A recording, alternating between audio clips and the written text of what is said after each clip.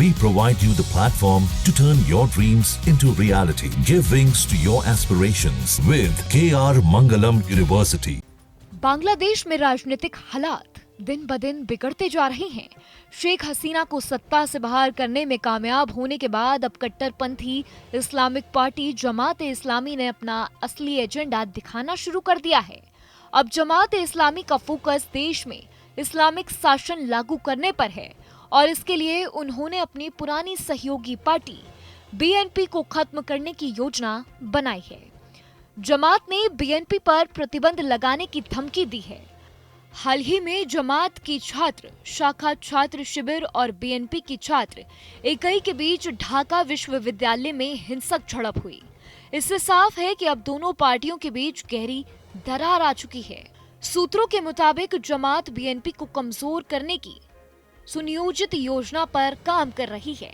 बीते कुछ दिनों में बीएनपी से जुड़े छात्र नेताओं और कार्यकर्ताओं को ढाका विश्वविद्यालय और कॉलेजों से बाहर निकालने की घटनाएं सामने आई हैं। एक सूत्र के अनुसार ये सब कुछ एक बड़ी रणनीति का हिस्सा हो सकता है। इस योजना के पीछे जमात की एक और चाल हो सकती है। पहले बीएनपी के कार्यकर्ताओं को देश भर में उपद्रव और अराजकता फैलाने के लिए उकसाया जाएगा। जब आम जनता का गुस्सा बीएनपी के खिलाफ बढ़ेगा, तब किसी बड़ी हिंसक घटना को अंजाम देकर सरकार की ओर से बीएनपी पर प्रतिबंध लगाने का रास्ता साफ हो जाएगा।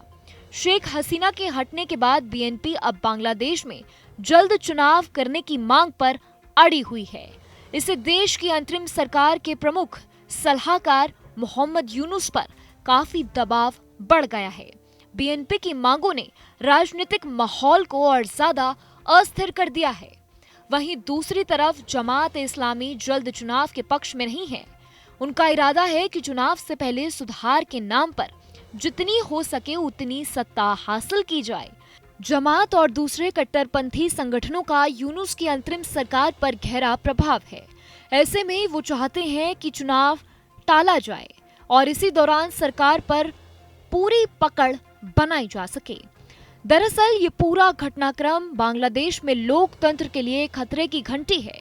जहां एक तरफ एक पार्टी जल्द चुनाव और जनमत की बात कर रही है, वहीं दूसरी तरफ कट्टरपंथी ताकतें बिना चुनाव देश की सत्ता पर कब्जा जमाने की कोशिश में हैं। राजनीतिक समीकरण लगातार बदल रहे हैं, लेकिन सबसे बड़ा सवाल ये है, क्या बांग्लादेश एक बार फिर कट्टरपंथी की गिरफ्त में आ रहा है?